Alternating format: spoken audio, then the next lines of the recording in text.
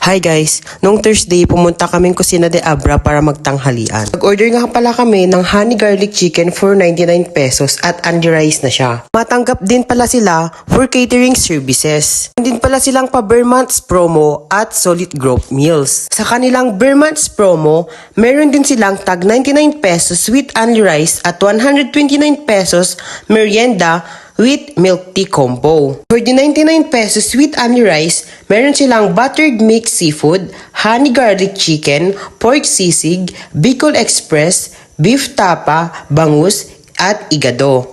The next day, which is Friday, pagkatapos ng test namin sa hapon, pumunta kaming Ataw at may binili yung mga kaibigan ko. Pagkatapos naming bumili sa Ataw, dumiretso agad kami sa plaza at pumunta kami sa Dim Sum Panda.